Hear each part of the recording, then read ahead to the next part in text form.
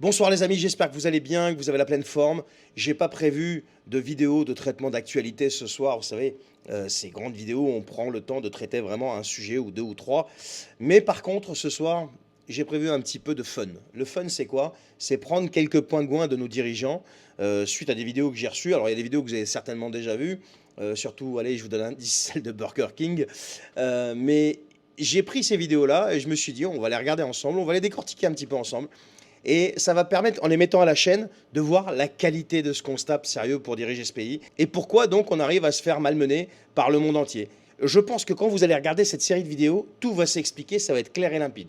Allez, on commence par Agnès Pannier-Runacher. Vous incitez à acheter des voitures électriques. On a des problèmes de production d'électricité et on a un prix qui explose. Est-ce qu'encore aujourd'hui, vous dites aux Français, achetez des voitures électriques? Tout à fait. D'abord parce que notre problème de production d'électricité, vous l'avez compris, il se pose au moment des pics de consommation. Donc c'est pas beaucoup de moments dans l'année, c'est pendant les pics de froid et c'est en règle générale pas le moment où on fait sa recharge de batterie électrique. Ça dépasse tout ce que j'ai pu imaginer. Ce que les gens ne savent peut-être pas, c'est que précisément d'avoir des voitures électriques qui ont une batterie électrique, c'est une réserve d'électricité.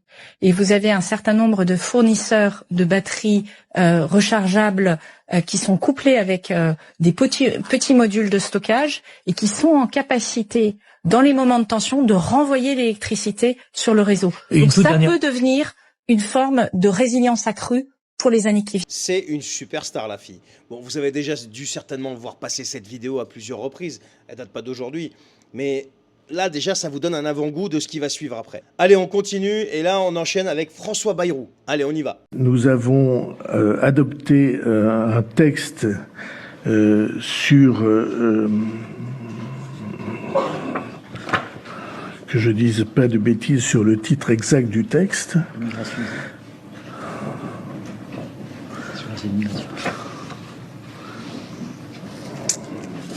Je suis là dans une seconde. C'est comment? Asile-immigration. Voilà, c'est ça. Le pacte asile-immigration.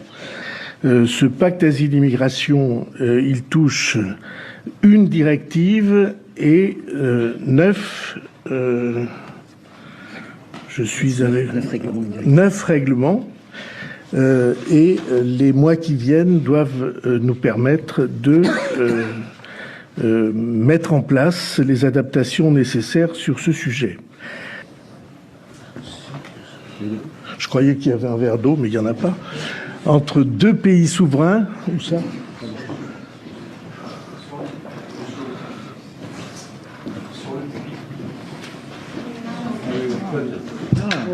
Oh là là, c'est dissimulé dans le tréfonds des... Burger King.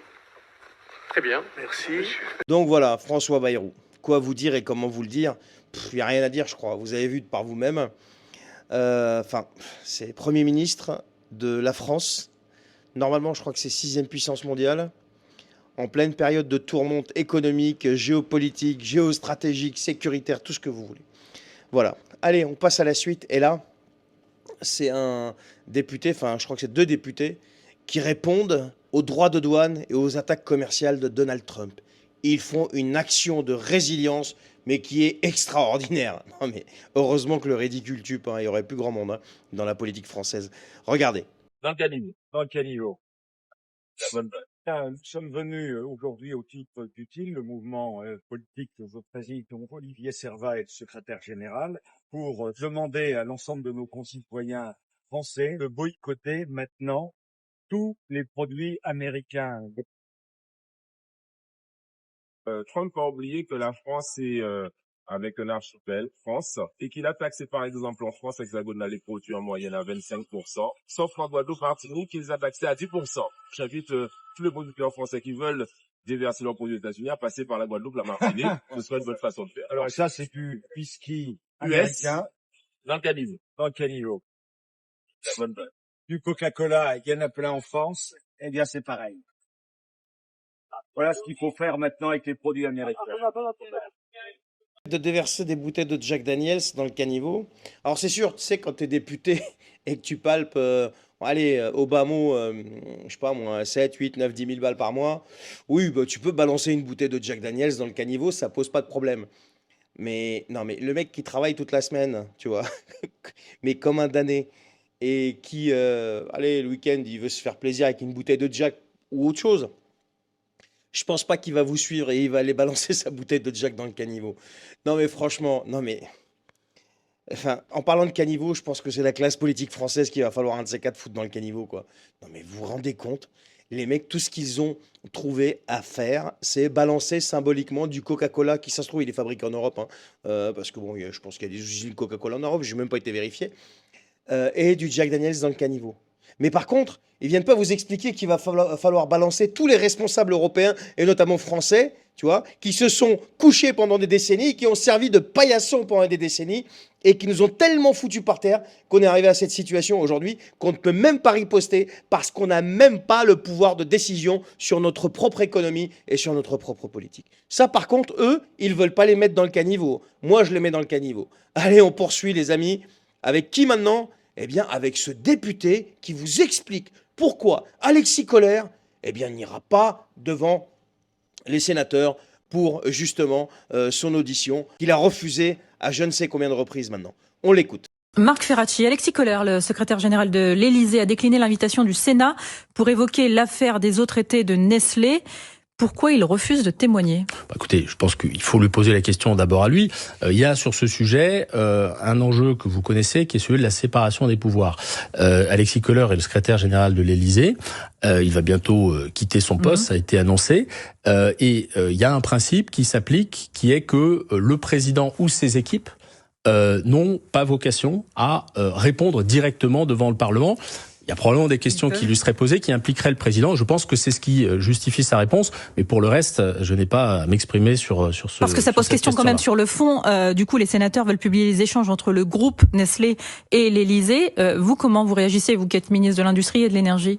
Vous savez, moi, je ne serai jamais contre la transparence. Et avant d'être ministre, j'ai été parlementaire. Oui. Donc, je suis attaché à l'indépendance des parlementaires et à ce que la transparence se fasse. Donc, je respecte profondément l'émission d'information parlementaire et les informations qu'elle donne en éclairage au public. Et pour le reste, la décision d'Alexis Collère lui appartient. Merci. Donc le mec n'a pas vocation, ni lui ni le président, à aller répondre devant le Parlement. Le type, il serait pas impliqué, mais il serait au courant de pas mal de choses concernant une affaire d'eau qui serait éventuellement contaminée, que les citoyens ont peut-être bu, d'accord? Et donc lui, il n'a pas à aller témoigner en vertu de la séparation des pouvoirs, et parce que ça impliquerait peut-être le président. Mais les gars, et ils répondent devant qui, ces gens-là? On parle d'une affaire de santé publique, là. Ils répondent devant qui, ces gens-là? Et vous avez entendu ce qu'il vous a dit. Il fait en même temps, le type. Il respecte profondément, mais ils n'ont pas vocation à aller témoigner devant la représentation nationale. Non mais, enfin, je comprends pas. Qu'est-ce qu'il vous faut de plus que ça, en fait? Le type, il est en train de nous cracher à la figure, mais en direct. Là, c'est clair, c'est un gros crachat à la figure des citoyens. Enfin, je sais pas, je comprends pas. Ça rentre pas dans ma tête, en fait. Le type secrétaire général de l'Élysée, le président de la République, il est élu au suffrage universel. Son secrétaire général, il serait peut-être au courant de choses et d'autres qui sont en relation avec une affaire de santé publique qui avait une grosse incidence peut-être sur la santé des citoyens, quoi. Et on parle pas de rien, quoi. On parle quand même d'eau en bouteille, etc. Enfin, je vous passe le détail. Et donc, non, ils n'ont pas vocation à aller témoigner. Enfin, il n'a pas vocation à aller témoigner en vertu de la séparation des pouvoirs. Et parce qu'il dirait peut-être des choses qui impliqueraient le président. On vit dans un monde de fous. Faut arrêter de me parler de démocratie, là. Je sais pas ce que vous en pensez. Dites-le moi en commentaire. Donc voilà, les amis, cette série de vidéos que je trouvais quand même fun. Et c'est pour ça que je vous pose la question. À votre avis, comment vous qualifieriez aujourd'hui la classe dirigeante en France? Dites-le moi en commentaire. Attention aux gros mots parce que ça risque d'être ban. Mais dites-moi, donnez-moi un adjectif qualificatif qui vous vient à l'esprit quand je vous montre cet éventail. Il y en a encore tellement à montrer. Mais quand je vous montre cet éventail de vidéos sur la classe dirigeante française, pour moi, cette série de vidéos est quand même assez représentative de leur niveau, qui est abyssal. Allez, je vous souhaite une bonne soirée et partagez cette vidéo, s'il vous plaît.